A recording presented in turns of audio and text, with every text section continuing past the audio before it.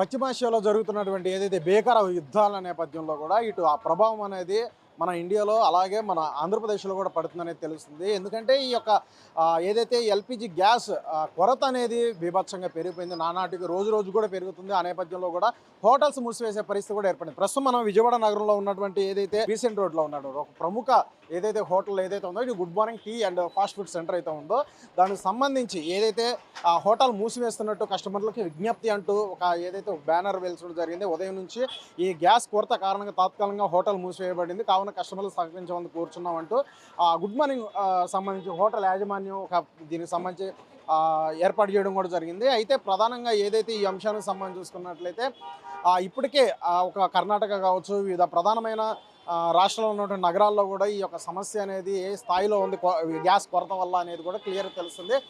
అలాగే ఈ హోటల్ సంబంధించి దాదాపుగా 30-40 మంది కూడా ఎంప్లాయీలు పనిచేస్తుంటారు. ఒకవైపు దీనికి రెంట్ కట్టుకోవడం కావచ్చు, వారికైతే 30-40 మందికి ఎంప్లాయీలకు ఉంటే వాళ్ళకి జీతభత్యాలు కల్పించడం కావచ్చు, ఇలాగ అనేక కారణాలు అయితే ఉన్నాయి. అలాగే ఈ ప్రధానంగా హోటల్ నడపాలంటే కూడా రోజుకు వారికి కూడా 5-6 సిలిండర్లు కూడా ఉపయోగపడతాయి.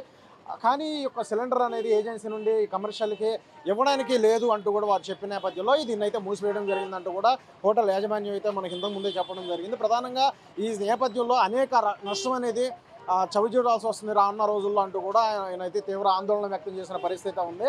అయితే ఇప్పటికే ఒకవైపు సీఎం చంద్రబాబు నాయుడు అధ్యక్షన ఏదైతే ఒకవైపు జిల్లా కలెక్టర్ల మీటింగ్ జరుగుతున్న నేపథ్యంలో కూడా అనేక క్లియర్ ఇన్స్ట్రక్షన్ కూడా ఇవ్వడం జరిగింది. ప్రధానంగా ఈ యొక్క గ్యాస్ కొరత అంశానికి సంబంధించి ఒక కమిటీని కూడా ఏర్పాటు చేయడం జరిగింది. ఏదైతే ఈ గ్యాస్ అంశానికి సంబంధించి పర్యవేక్షించే నేపథ్యంలో కూడా ఎవరైతే ఇటు మంత్రి నాదెండ్ల మనోహర్ కావచ్చు, మంత్రి పయ్యావుల కేశవ్ కావచ్చు, అలాగే మంత్రి అచ్చెన్నాయుడు ఈ ముగ్గురు సంబంధించి కూడా ఈ యొక్క కమిటీ ఎప్పుడు కూడా ఈ యొక్క గ్యాస్ కొరత సంబంధించి ఎక్కడ కూడా ఇటు డొమెస్టిక్ అంటే నిత్యావసరాలకు సంబంధించి ఎవరికి ప్రజలు కూడా ఇటు దీనికి సమస్య లేకుండా చూడాలంటూ కూడా వారి మీద బాధ్యత నేపథ్యంలో కూడా ఒక పర్యవేక్షించాలి ఈ కమిటీ కూడా ఏర్పాటు చేయడం కూడా జరిగింది అనేది కూడా తెలుస్తుంది. ఒకవైపు ఏపీ హోటల్స్ అలాగే స్టార్ హోటల్స్ అసోసియేషన్ సంబంధించి కూడా తీవ్ర ఆందోళన వ్యక్తం చేస్తూ నిన్న అత్యవసర సమావేశం కూడా ఏర్పాటు చేయడం కూడా జరిగింది. ఏదైతే ఈ యొక్క గ్యాస్ కొరత వల్ల కూడా చూసుకున్న రోజు కూడా చాలా విపరీత స్థాయిలో పెరిగే అవకాశం ఉంది. ఎందుకంటే అక్కడ యుద్ధం అనేది ఆ ప్రభావం ఆ స్థాయిలో వెళ్తుంది. ఈ ముడి చమురుకం ఏదో ప్రధానంగా ఎఫెక్ట్ పడడం, అలాగే నిత్యావసరాలకు సంబంధించి కీలకంగా భావించి ఏదైతే ఉపయోగపడేటువంటి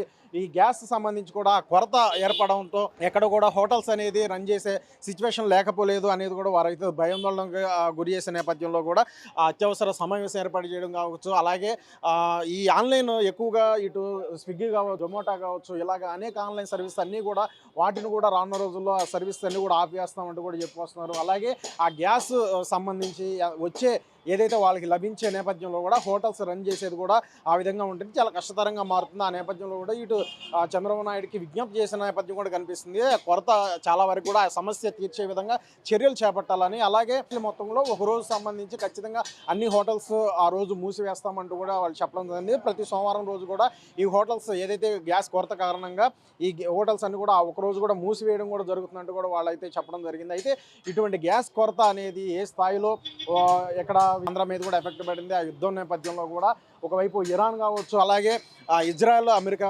నేపథ్యంలో కూడా ఎటువంటి భీకర యుద్ధం అక్కడ జరుగుతుంది అనేది అందరికీ తెలిసిందే. ఆ నేపథ్యంలో ఇటు ఆ ఎఫెక్ట్ అనేది చివరికి ఆంధ్ర మీద కూడా పడిందని కూడా క్లియర్గా తెలుస్తుంది. ఎందుకంటే హోటల్స్ ఇది చాలా రద్దీగల ప్రస్తుతం మనం ఎక్కడైతే విజువల్లో కనిపిస్తున్నటువంటి good morning tea and fast food centre ఏదైతే ఈ హోటల్ ఉందో ఇది చాలా ఫేమస్ అయిందే కావచ్చు, అలాగే చాలా రద్దీ కలిగింది. ఎక్కువగా ఈ బీసెంట్ రోడ్లో ఉన్నటువంటి ఈ హోటల్ నిత్యం కూడా ఉదయం వేళ కావచ్చు, అలాగే సాయంత్రం వేళలో చాలా రద్దీగా ప్రజలందరూ కూడా ఇక్కడికి వచ్చి అల్పాహారాలు అన్నీ కూడా టీ కూడా అన్నీ కూడా సేవిస్తూ ఉంటారు. సో ఆ నేపథ్యంలో ఈ గ్యాస్ కొరత కారణంగా ఈ యొక్క ఏదైతే హోటల్ మూసివేస్తున్నట్టు కూడా యాజమాన్యం డిక్లేర్ చేసిన నేపథ్యంలో కూడా అంటే తాత్కాలికంగా మూసివేస్తున్నాం ఏదైతే గ్యాస్ కొరత కారణం అంటూ కూడా చెప్పుకొస్తారు. అయితే దీన్నంతా కూడా క్రమబద్ధీకరించే విధంగా ఒకవైపు కేంద్ర రాష్ట్ర ప్రభుత్వాలు దానికి సంబంధించిన నిర్ణయాలు కూడా తీసుకున్నారు. అంటే ఒకవైపు ప్రాథమికంగా ఒక ఇంపార్టెన్స్, ఎందుకంటే ఒకవైపు గ్యాస్ కొరత అనేది క్లియర్గా తెలుస్తుంది. ఎందుకంటే హోటల్స్ ఏదైతే కమర్షియల్ సంబంధించి గ్యాస్ ఏదైతే లభించట్లేదంటూ కూడా యాజమాన్యాల వాళ్ళందరూ కూడా గగ్గోలు వెళుతున్న పరిస్థితి నెలకొంది విజయవాడలో.